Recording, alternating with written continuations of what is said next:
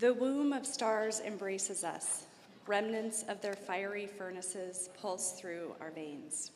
We are of the stars, the dust of explosions cast across space.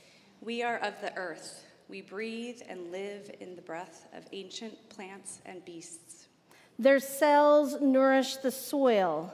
We build our communities on their harvest of gifts. Our fingers trace the curves carved in clay and stone by forebears unknown to us. We are part of the great circle of humanity gathered around the fire, the hearth, the altar. We gather anew this day to celebrate our common heritage. May we recall in gratitude all that has given us birth. Please join us as we light the chalice this morning with our chalice lighting words. We kindle this flame, symbol of our faith, for the light of truth, the warmth of community, and the fire of love, which calls us to work for justice.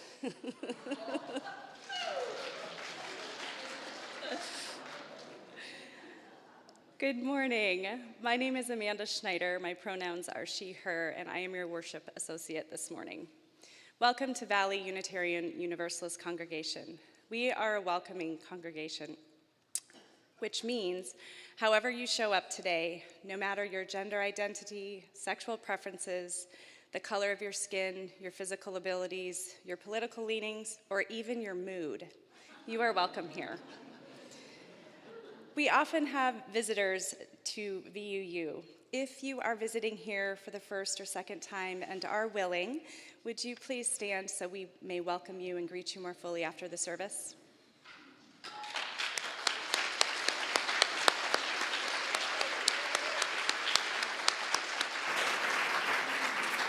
Welcome. Thank you. I know that takes a little bit of courage, so we appreciate it.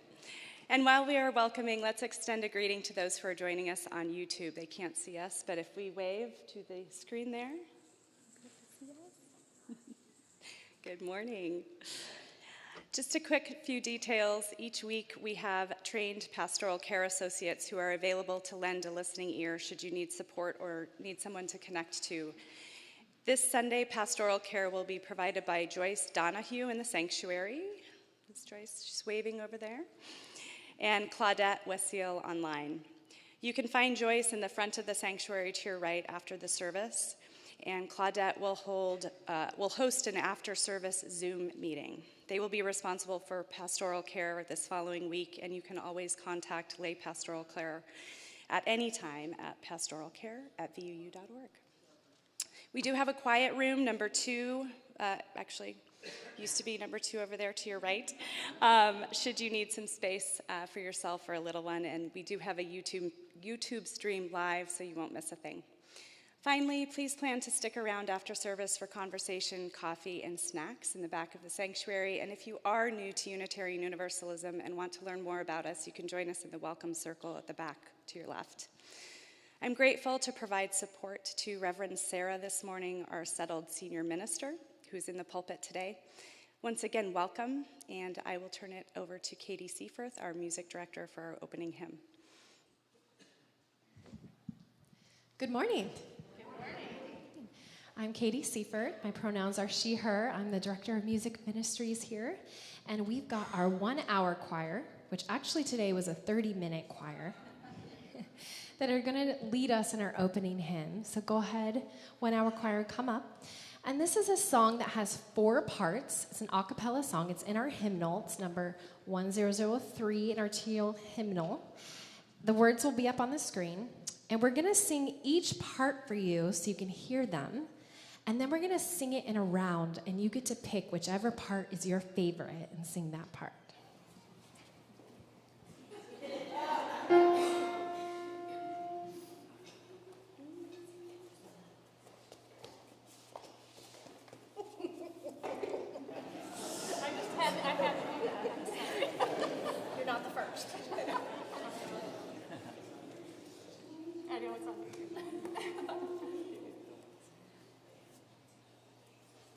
Where do we come from? What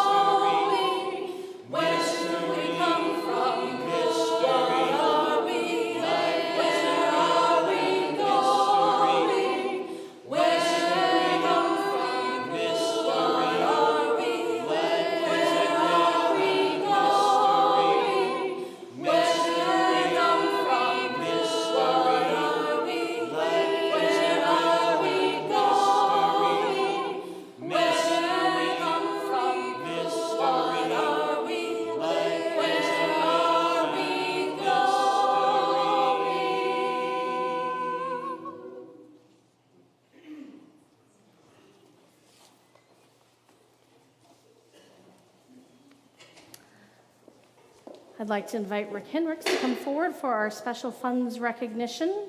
And we have designated a taller person thing for you.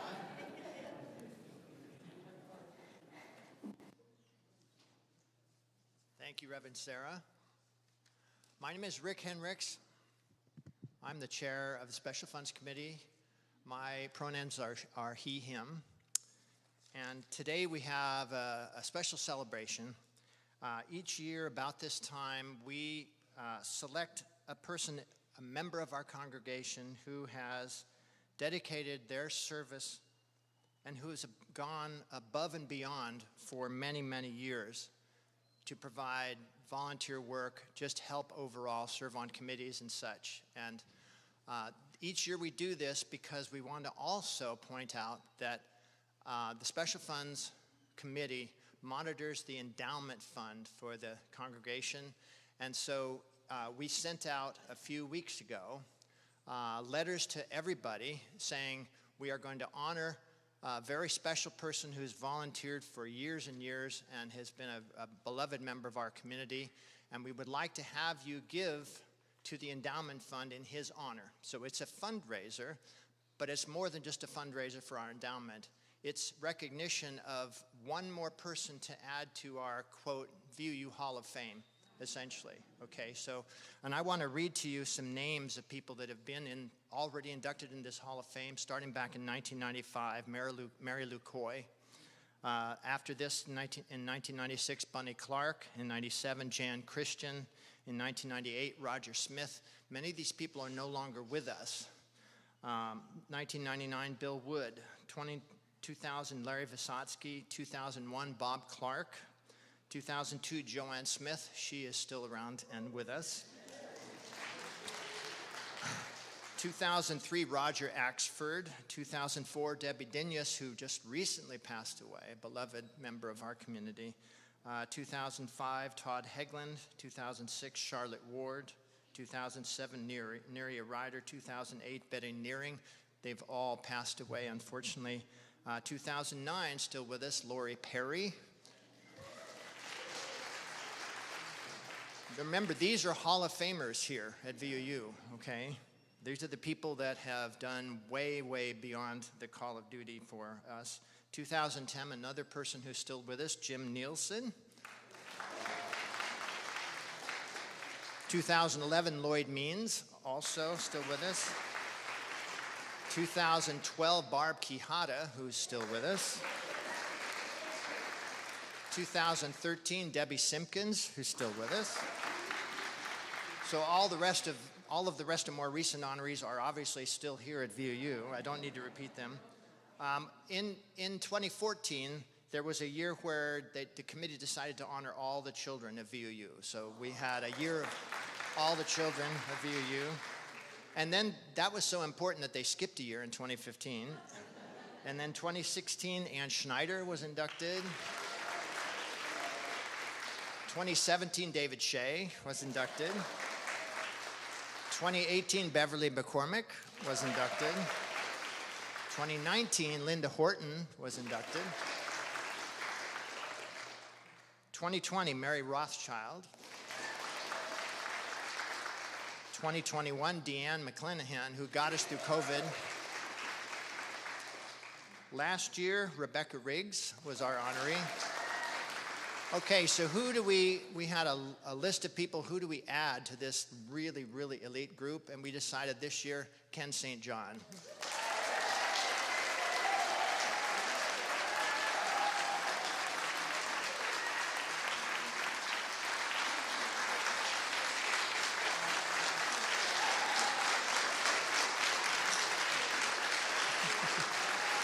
So,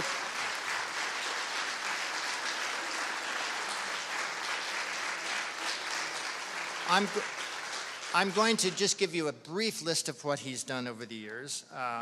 He's been at VUU for the last 26 years. He was treasurer of the board. He was on the Leadership Development Committee, the Ministerial Search Committee, on the committee that voted Andy to come to our congregation. He's been in faith formation over the years. He did our whole lives. Recently, though, he's also been in charge of making sure our landscape looks good. He was fixing sprinkler heads and stuff when the summer was killing all of our trees. That was Ken out there doing that. Okay, he's been doing cabaret for the last several years, in charge of making sure our music program and its special event goes well. There's many other things that Ken has done. I'm going to let Ken speak to you briefly in his acceptance speech, but before that, we have a little gift for Ken. Carl, will you please come up?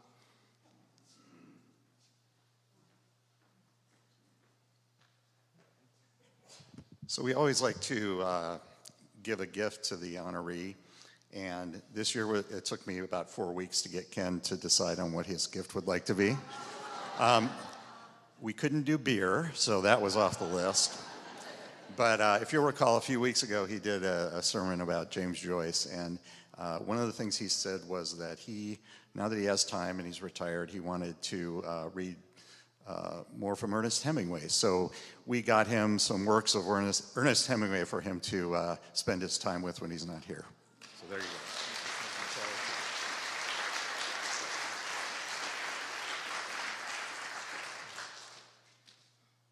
Thank you all very much. You make me feel very loved. And if there is one thing that I've learned this year from this great honor and from a movie I watched last summer, that it's okay to be just Ken.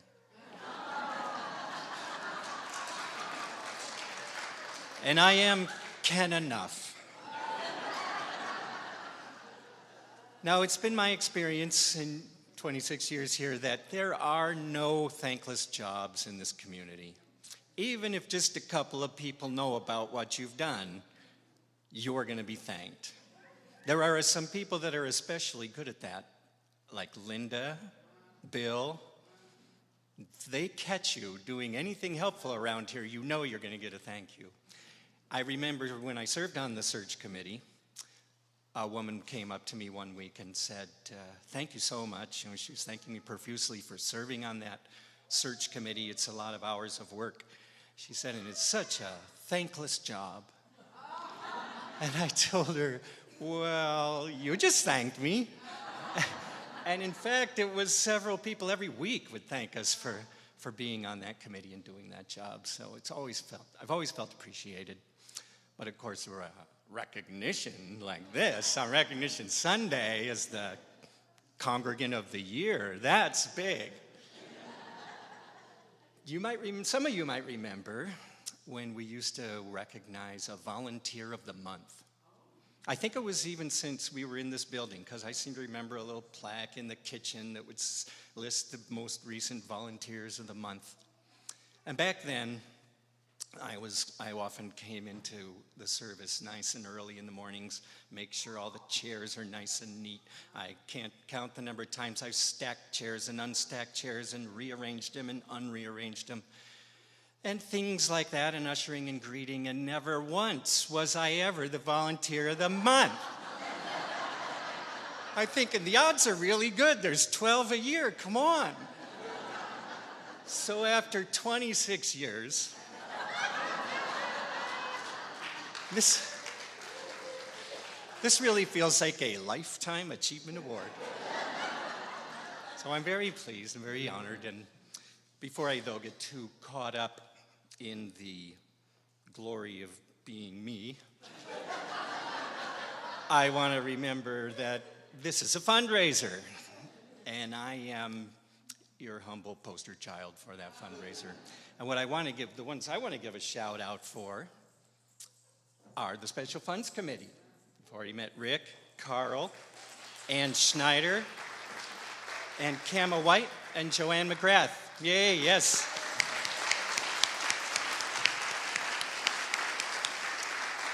And this same goes for all the people who served on that Special Funds Committee in the recent and distant past. You're all people I love and I trust, and I believe you've done a great job being stewards of our long-term financial stability.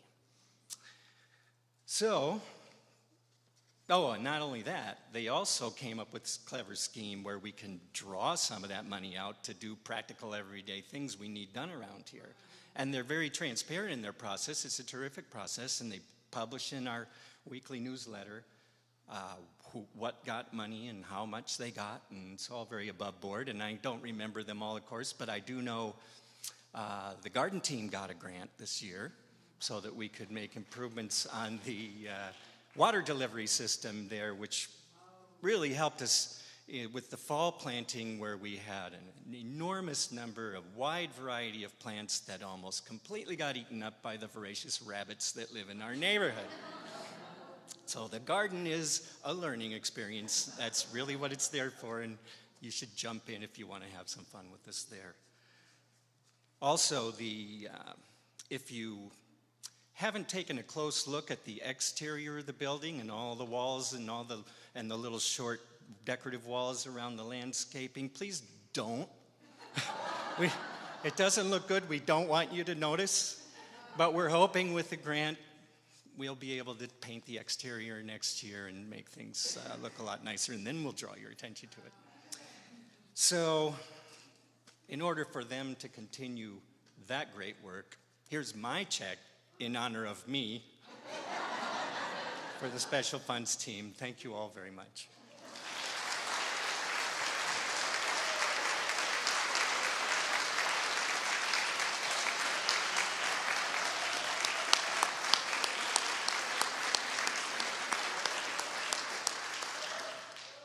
Thank you, Ken. And I want to remind everybody, you probably don't know, but outside the sanctuary, there's a card that we would like you all to sign in Ken's honor. It's going to be framed in a nice little frame for him to remember his day and his honor and for VOU. So please sign it on your way out.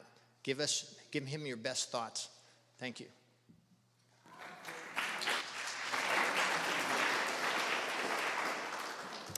Hey, Ken, I got you for the beer.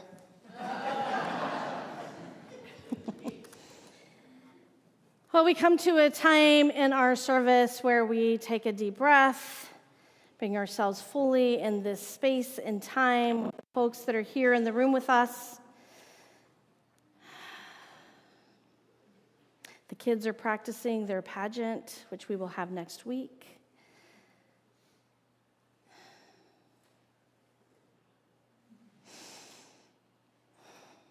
And I offer you this reading brought to us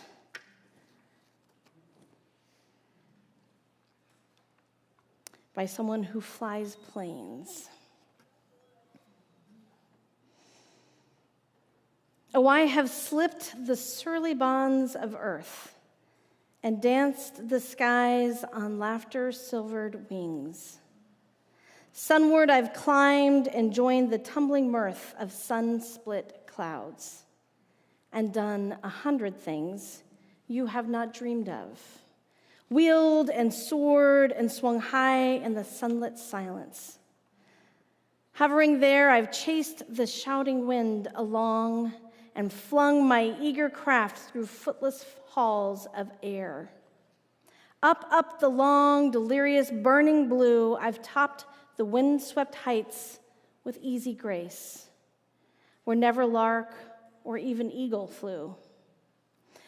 And while with silent lifting mind I've trod the high, untrespassed sanctity of space, put out my hand and touched the face of God.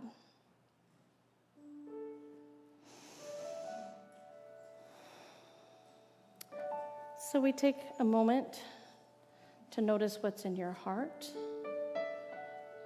what grief or joy might be there,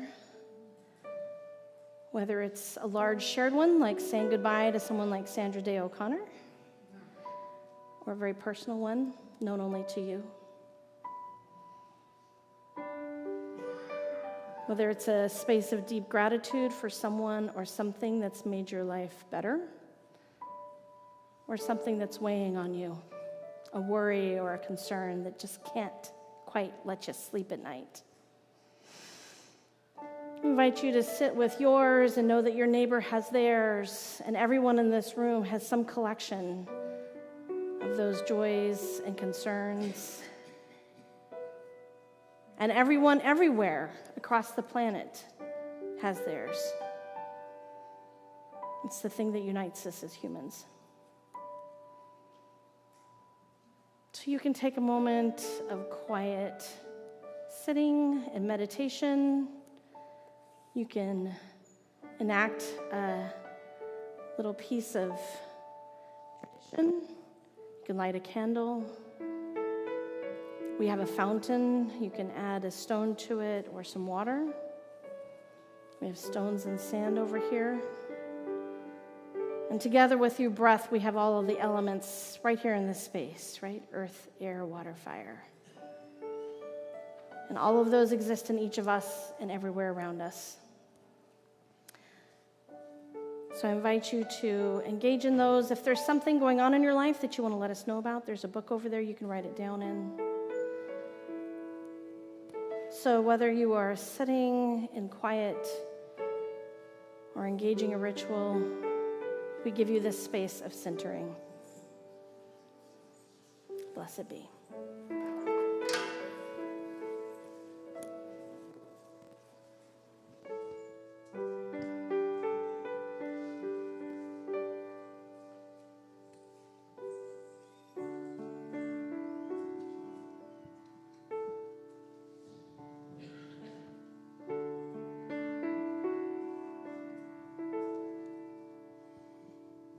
You're also welcome to sing with us on our hymn number 298, Wake Now My Senses.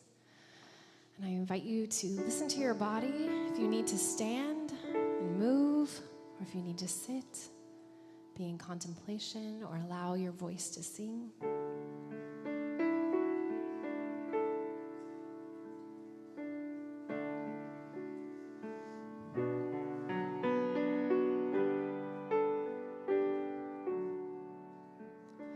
Wake now my senses and hear the earth call.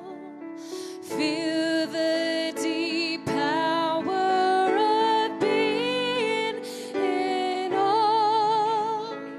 Keep with the web of creation your vow. Giving, receiving, as love shows us how. Break now my reason, reach out to the new. Join with each pilgrim who quests for the truth. Honor the beauty and wisdom of time. Suffer thy limit and praise the sublime. Wake now, compassion, give heed to the cry. Voices of suffering fill the white sky. Take as your neighbor, both stranger and friend, praying and striving their hardship to end. Wake now my conscience, with justice thy guide. Join with all people whose rights are denied. Take not for granted a privileged place. God's love embraces the whole human race. Wake now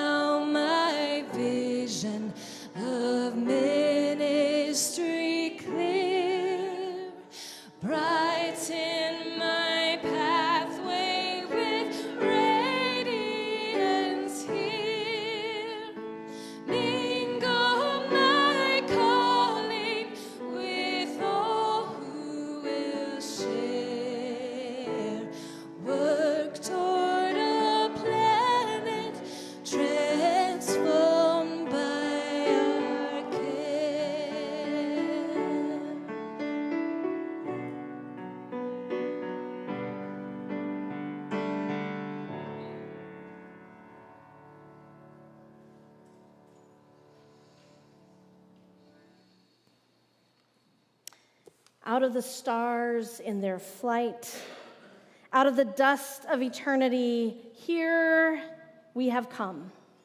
Stardust and sunlight mingling through time and space.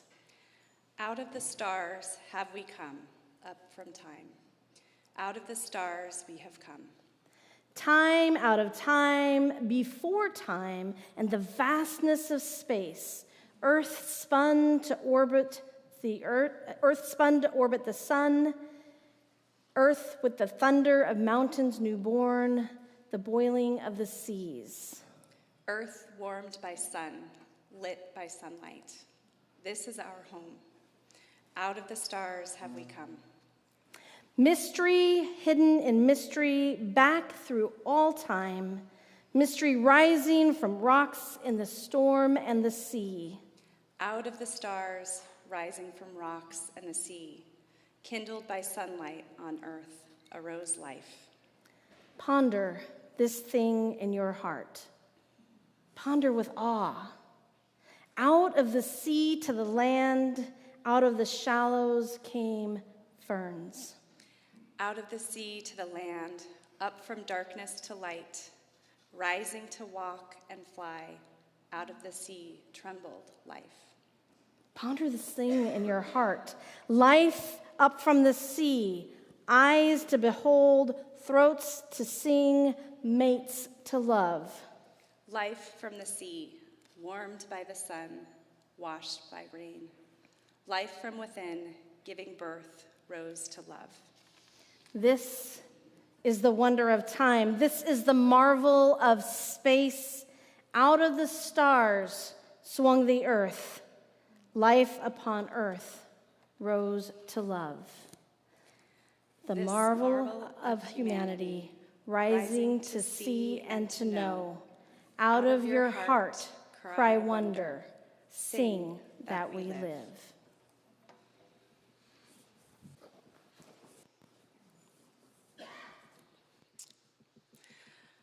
I grew up in the mountains of Colorado. Until I was 10, the acre and a half of forest that I lived upon was the only church I knew. I spent most of my days outside in my yard and in the surrounding forest. It was the first place I found a connection to something bigger than me, outside of my parents, friends, and dogs. I loved turning over rocks to smell and feel the damp earth underneath, inspecting curled up millipedes and other creatures who made their homes there. I would run as fast as I could over the big ant hills, causing the black ants to scurry around while I would stare at the ant hill long enough so everything blurred in my vision and it looked like a chaotic mess of movement. These days, I'm not proud of my lack of respect for disturbing their home. I was also curious when my friends would talk about Jesus and Bible school and going to church on Sundays. And sometimes I felt left out. One afternoon when I was 10, my dad and I were driving on the windy highway to town, and a camper top flew off of an oncoming truck and slammed into the car directly in front of us. I remember my dad pulling over and to help while he made me get out of the car and climb up the hill to get safely away from the traffic. The woman who sat in the passenger seat of the car that was hit experienced severe head trauma. If my dad and I had been a split second farther along, it would have been me who was sitting in the passenger seat that was hit. After that fateful day, my dad decided to return to the Catholic Church of his childhood, and for the first time, I no longer felt left out amongst my friends. I learned what church was on Sundays, Bible school was like during summer break, and heard stories of Jesus. I was baptized at 10, and suddenly, I was Catholic. My experience with Catholicism only lasted about 6 years. My parents and I stopped going to church when I was in high school. I never found a connection there. Every Sunday, I would go because I had to, rise, kneel, and sit on cue, and say what I was taught to say. However, through most of my life up until my mid-20s, I lived in predominantly white, middle-class communities where, at least in my memory and assumptions, most everyone belonged to a Christian-based religion, and I heard the message in my experiences, we are a Christian nation. So I just called myself a Christian, too, because it seemed most everyone else was. I don't remember exactly when I realized I wasn't a Christian. I think it was a process of discovering I could think differently, and there are countless possibilities out there. I do remember the fear I felt the first time I admitted to someone, I'm not a Christian, and I use the word admitted on purpose here. These days, I'm comfortable saying I'm not Christian. My spirituality is a mix of belief in science and that there is something bigger than us humans out there that cannot be explained by science. What that something is, I don't know. I am comfortable sitting in the mystery of what that actually is. I do know my spiritual body is filled when I feel connected to Mother Earth. I feel it when a big red butterfly comes to visit us in our backyard the day after we put our dog down. I feel it when a dragonfly lands on the tip of my finger and lingers to check me out. I feel it as I stand under a full moon watching the moonlight dance off the swaying palm fronds while listening to a couple of owls converse in the trees above me.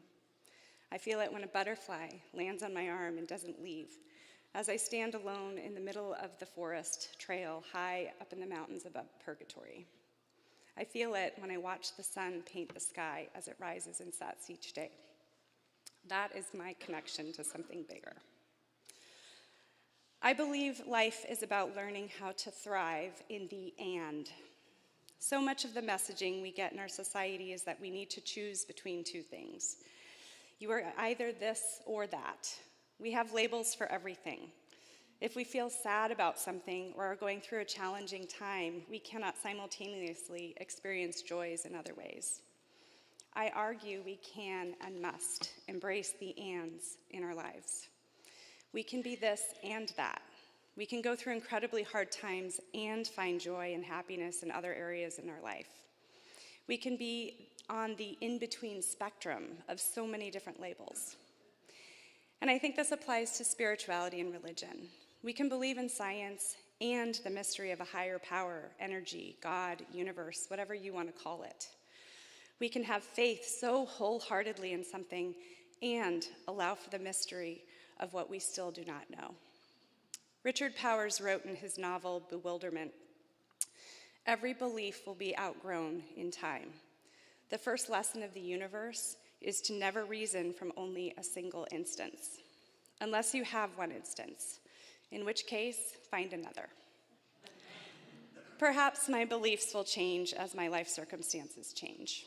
For now, I'm content to continue finding my spiritual connection through the mysterious ways nature calls to me, connects me, and breathes with me while it grounds me in its spiritual embrace.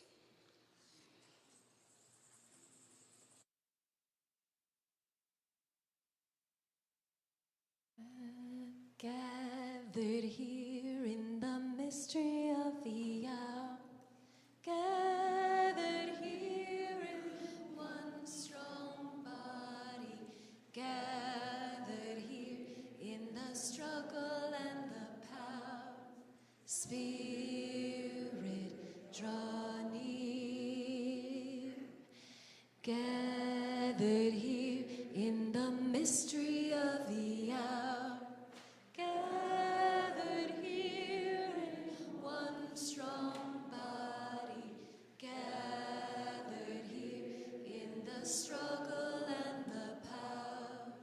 Spirit, draw near.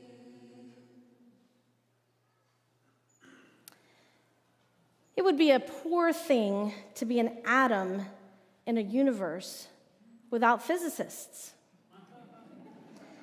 And physicists are made of atoms.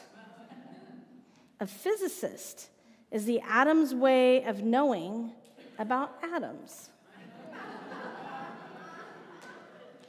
Those words from Nobel laureate George Wald.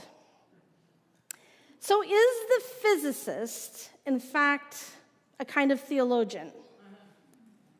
Perhaps atoms are revelations of a mystery that some of us might call God or the universe. And if we can imagine this, then perhaps physicists are indeed a kind of theologian.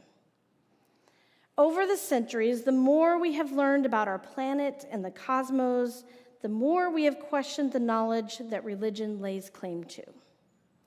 Isn't it true that faith and reason are both methods of arriving at knowledge claims, just maybe through different means?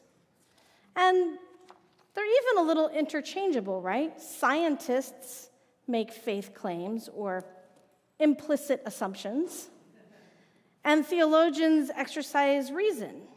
I mean, many of them do. And sometimes science and religion are pointing in the same direction. Astrophysicist Chanda Prescott Weinstein, a self-identified agender, queer, African-American, and Jewish astrophysicist, says, "We are always studying our location in the universe, even when we tell ourselves that we're simply looking outward, beyond ourselves. Whether we're asking mathematical questions or questions about the meaning or purpose of our existence in this universe, we can't stop asking questions and formulating potential answers about ourselves and the universe we live in." Now, sometimes we think of science and religion as separate, even antithetical areas of inquiry. Now, as Unitarian Universalists, you might not think about it this way, mostly because many of you tend to be more comfortable, as Amanda was, identifying with science than religion, even when, perhaps like me, you're not particularly academically inclined in the sciences. St. Augustine brought Greek knowledge, which included astronomy, math, and the conclusion that the world was round, and Christian theology together. He believed there was a unity of truth beneath all the disciplines, that if inquiry followed the path correctly, one would encounter this unity. He also believed that humans are fallible and would ever struggle to find the truth. And he believed that nature was one way of knowing God and Scripture was another, and both required careful interpretation and reliable senses, which, by the way, they're not very reliable, and also they're not the same for all of us. He believed that Scripture was inspired, not dictated, and therefore had hidden meanings that were delivered to accommodate the culture and beliefs of time, requiring future readers to interpret meaning. So for Augustine, knowledge of the natural world assisted his religious pursuits. His core beliefs were founded on the idea of right reason, right faith. In other words, I believe so I may understand, and I understand so I may believe. And for him, science and theology were inseparable and mutually correcting, and both prone to error. Now, as a Unitarian Universalist, I think it's more complicated than right reason, right faith.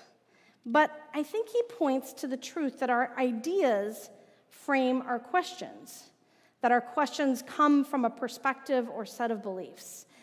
This seems sort of inescapable to me, as is the corollary that there will always be a multiplicity of truths and many ways to understand them. So Augustine believed there was one right way, which we can discover, and I believe that there are many, many paths to understanding our universe, and they all have their own consequences. As Prescott Weinstein says, the universe always turns out to be more complicated and queer than we think it is. Pope John Paul II followed this thinking centuries later, criticizing what he calls fideism, or blind faith over reason. And instead, he posits the same idea as Augustine, that faith challenges reason to explore mystery. He says that human life has meaning and there exists an eternal, transcendent truth. He critiqued radical relativism and nihilism because at core, he believed that they rob us of meaning and purpose. So for me, the challenge is in realizing that we create meaning and make choices. He also critiques scientism, or the idea that there is nothing outside science, because it creates a materialism that lacks any core values, promoting economic production without any anchor. And this conflates scientifically possible with morally okay. Instead, he values science for its ability to contribute to wisdom, not just knowledge. Now, the unknowable is not irrelevant to him. It is something to strive for. As a Unitarian Universalist, I disagree with the idea that there is an unchanging eternal truth with a capital T. In our faith tradition, we believe that truth is ever unfolding. Revelation is a process, not a conclusion. Prescott Weinstein writes about her experience of coming to the study of cosmology of our universe. She says that who you are matters in science. When you're looking at the world from the margins, a persistent feeling of the, quote, sublime can feel out of reach for you as you struggle against mundane and pervasive forces of oppression. And this can cause you to look at ideas with a different lens and to ask different questions, use different kinds of language even to describe phenomena. And she advocates for a future in which more people of diverse backgrounds and identities are pursuing scientific inquiry. She says, I believe we can keep what feels wondrous about the search for a mathematical description of the universe while disconnecting this work from its historical place in the hands of violently colonial nation states. She describes her own journey into this elite world where she learned quickly and painfully that physics and math classrooms are not only scenes of cosmology, but also the scenes of society, complete with all the problems that follow society wherever it goes. And she notices that the language, metaphors, and assumptions of the predominantly cisgender, white, heterosexual men often create not only potential misunderstandings in science, but also social and political ideas that are both erroneous and harmful. Her experience is that science often involves writing a dominant group's social, political ideas into the building blocks of the universe. And she admits that she used to think physics was just physics, separate from people. That we could talk about particles without talking about people. And she admits that she was wrong and comes to understand physics as something that involves people. That studying the physical world requires confronting the social world. Now, this is fundamentally a humanist point of view. And although many Unitarian Universalists equate humanism and atheism as the same thing, humanism actually references a core value that places humans as critically important to life. This is an optimistic view that we are key to studying, understanding, and protecting life on our planet and the wider universe that we inhabit. Now, Pope John Paul II and Pope Francis, who has a graduate degree in chemistry, by the way, are such humanists. So they believe in God. They're not atheists, but you can be both. You can be either or.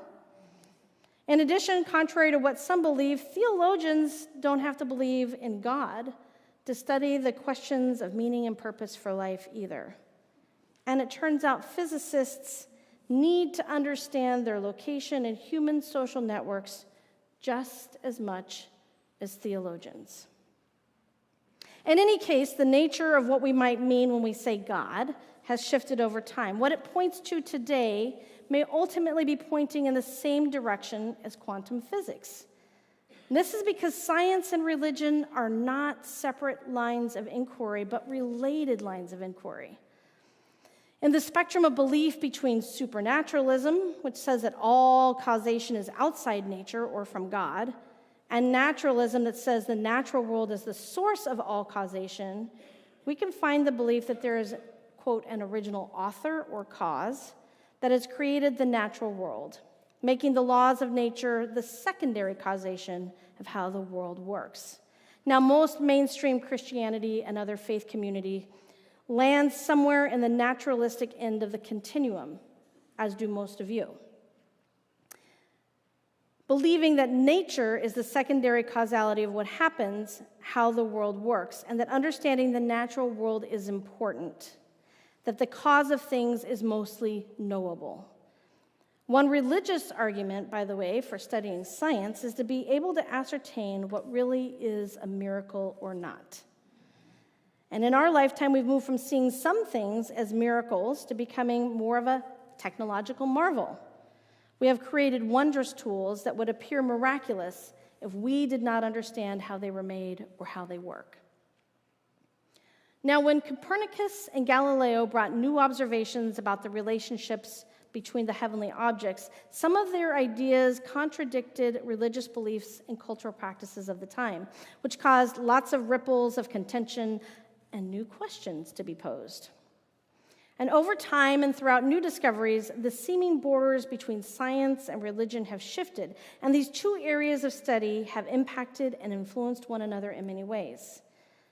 But we are currently at a crossroads, as we have experienced the materialism of science, absent life-affirming values and humanizing ethos, and religion absent reason and mindful inquiry.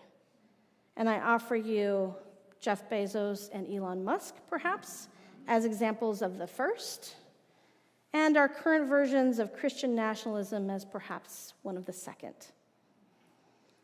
Author and UU minister Gary Kowalski says that religion in its archaic dress can no longer offer a compelling explanation of how our cosmos operates or came to be. And science can't solve all the problems that human beings face. Can't repair a broken heart, cut through a moral dilemma, cultivate love, serenity, discernment, or wisdom. Or, as Prescott Weinstein points out, eradicate racism.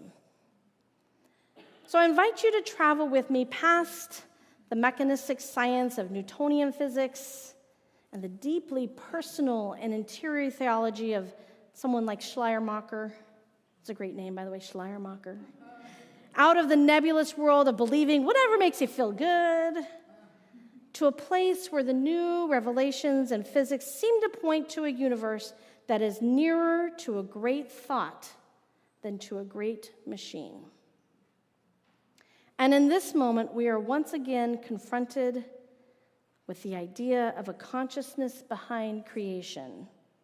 Only this time, the idea is coming from the science of physics, not theology.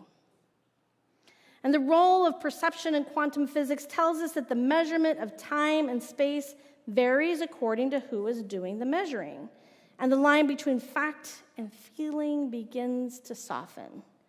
There are many ways we can feel kinship to this greater creation of which we are a part, from gazing at the stars to feeling of awe when we are places that have been shaped by vast forces, like what Amanda was describing, rainforests and mountains, canyons and volcanoes, and even discoveries on other planets.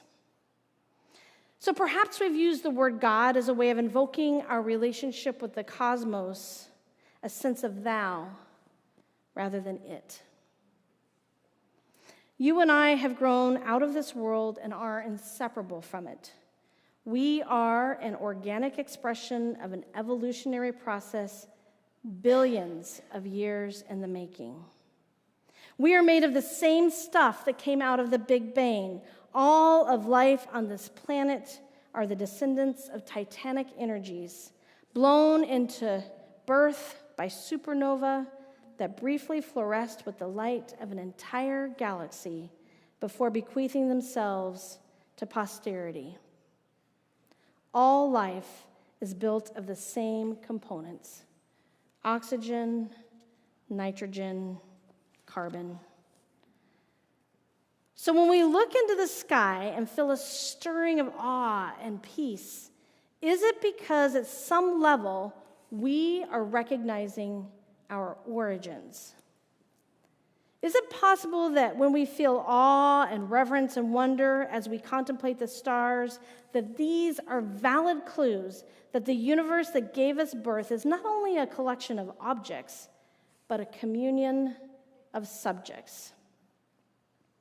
The ordinary experiences of human awe when confronted with the night sky and the mathematically grounded arguably also awe-inspiring work of cosmologists like Copernicus and Galileo, and even Prescott Weinstein, and so many of their colleagues, remind us that we have holy work to do on this planet.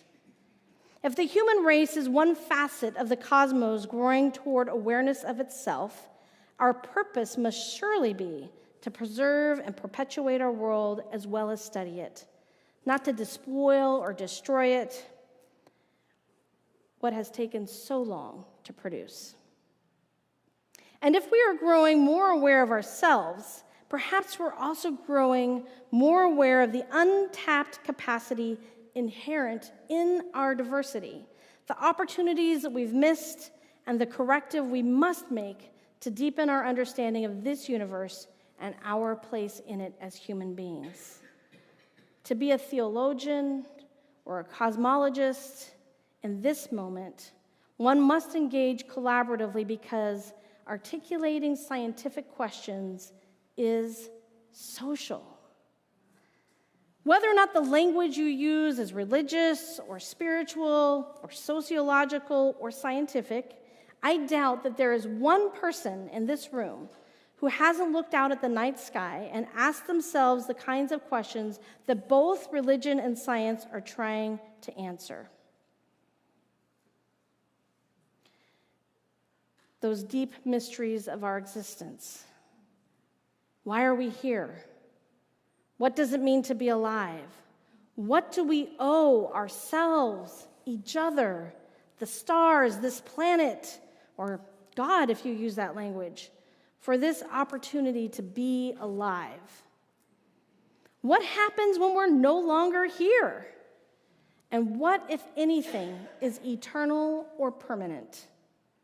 Now, I ask you, are these questions theological or cosmological? Yes. In his piece called Eulogy from a Physicist, Aaron Freeman says, "You want a physicist to speak at your funeral. You want the physicist to talk to your grieving about the conservation of energy, so they will understand that your energy has not died.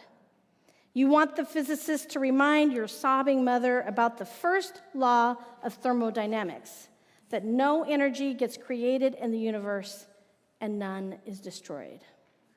You want your mother to know that all your energy, every vibration, every BTU of heat, every wave of every particle that was her beloved child remains in this world.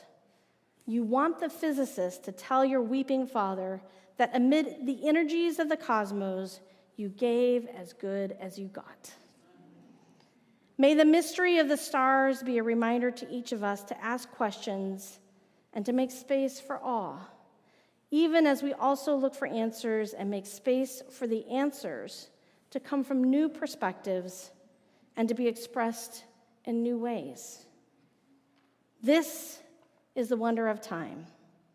This is the marvel of space. Out of the stars swung the earth. Life upon earth rose to love.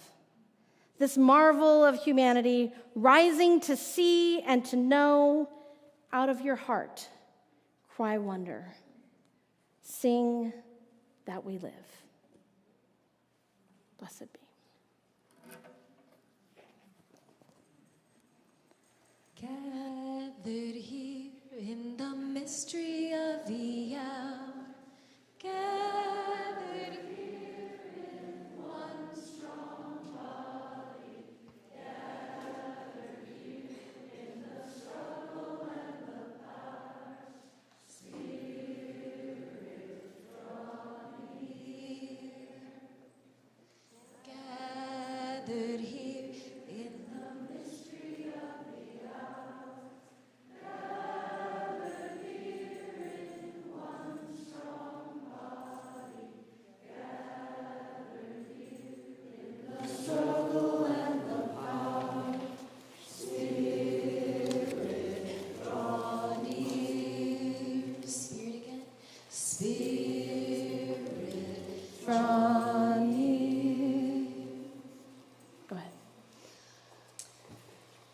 Another quote from Richard Powers' Bewilderment. Life itself is a spectrum disorder, where each of us vibrates at some unique frequency in the continuous rainbow. As our ushers come forward to take this morning's offering, I invite you to take a moment and make eye contact with your neighbors in a gesture of gratitude for the unique color they add to our congregation's rainbow this morning.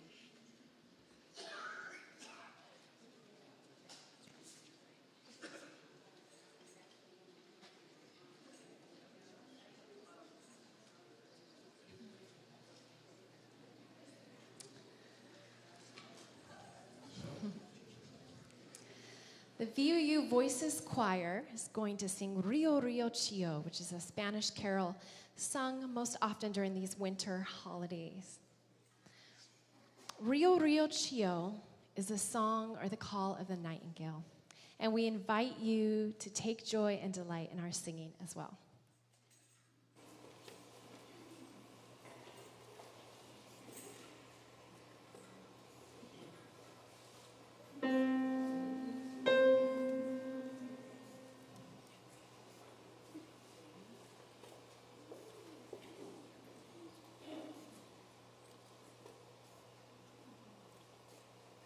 Rio, Rio, Rio, hear the joyful singing, message of delight the nightingale is bringing.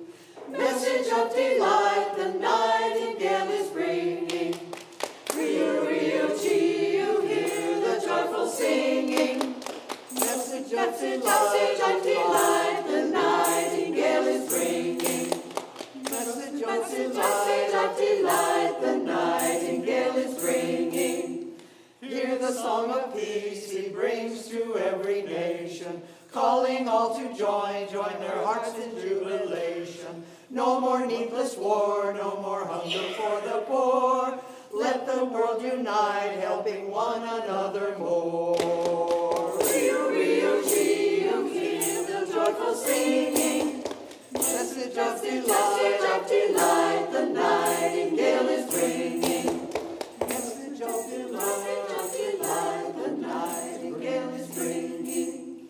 Hear the song of hope come out in lyric form, like a whippoorwill who did weather through the storm. Always look beyond who is waiting in the wing.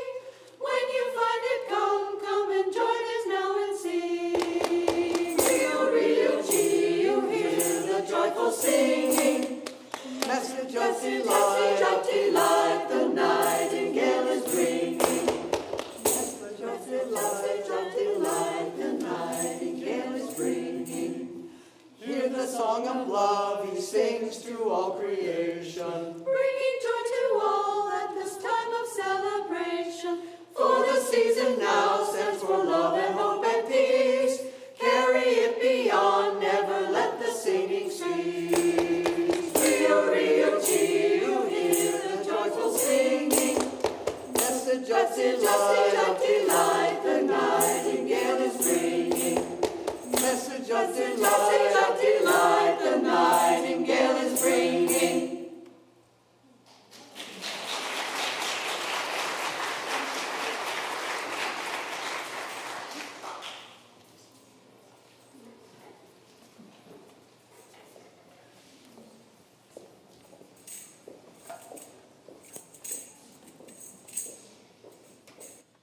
Let us learn the revelation of all nature and thought, that the highest dwells within us, that the sounds of nature are in our own minds.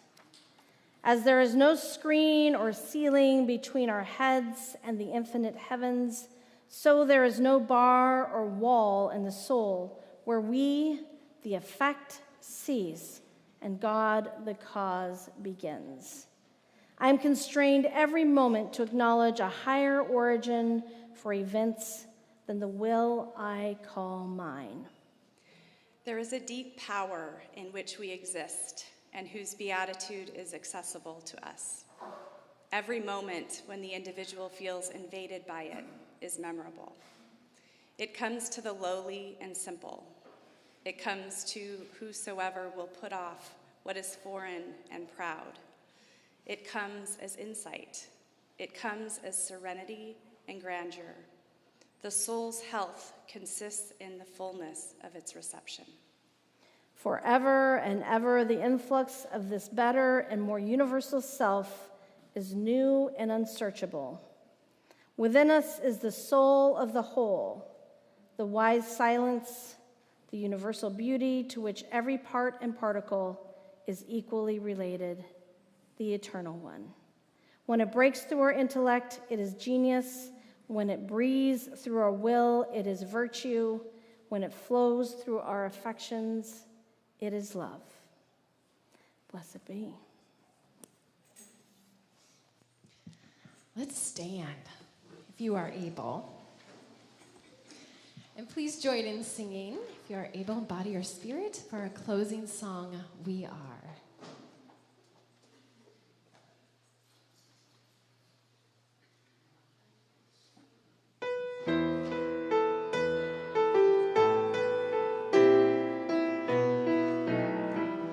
For each child that's born, a morning star rises and sings to the universe who we are. For each child that's born, a morning star rises and sings to the universe who we are.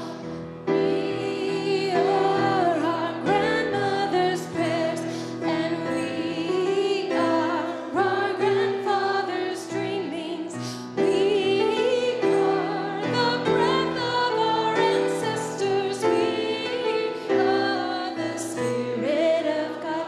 We are mothers of courage and fathers of time. We are daughters of rest and sons of great visions. We're sisters of mercy and brothers of love. We are lovers of life and the builders of nations. We're seekers of truth and keepers of faith. We are makers of peace and the wisdom of ages. We are grandmother's prayers. We are our grandfather's dreamings. We are the breath of our ancestors. We are the Spirit of God. We are mothers of courage and fathers of time. We are daughters of dust and the sons of great visions. We're sisters of mercy and brothers of love. We are lovers of life and the builders of nations. We're seekers of truth and keepers of faith. We are makers of peace and the wisdom of ages. We are grandmother's prayers, and we are our grandfather's dreamings. We are the breath of our ancestors. We are the Spirit of God. For each child that's born, a morning star rises and sings to the universe who we are. For each child that's born, a morning star rises and sings to the universe who we are.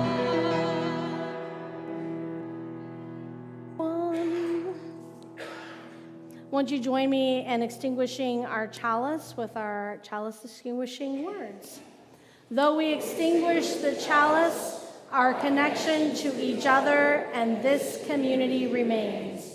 May its light guide us this week as we walk the path of justice, speak words of love, and fill our world with compassion until we meet again. Go in peace. I have a quick announcement to make.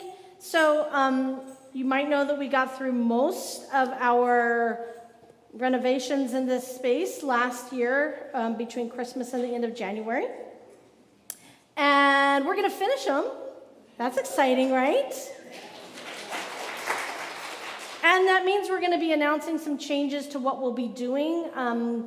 December 31st, January 7th, and January 14th. Hopefully we'll finish up between the 14th and the 21st. So watch happenings so you know what's happening, because at least one of those Sundays will be online, probably the 31st, and will be online only, as we prepare for painting all of these walls and finishing our kitchen and all that great stuff. And perhaps one of those Sundays is going to be one in which we gather on the education side of campus and have some small group conversations that the board is helping us organize. And so you'll hear more about that in happenings. And then I'm not sure what we'll do after that, but we'll definitely do something, and I promise you it'll be fun and engaging. And then we'll get to come back in this space and enjoy the final finish. Yeah? Okay. Thank you, Sanctuary Transformation Team. Do you have something else you want to say about that? No, just the Progress Arizona meeting is at 12. Oh, and we have a Progress Arizona meeting that's meeting at 12 o'clock in this space. Okay, so if you're here for that, get something to eat and drink and then come back. Carry on.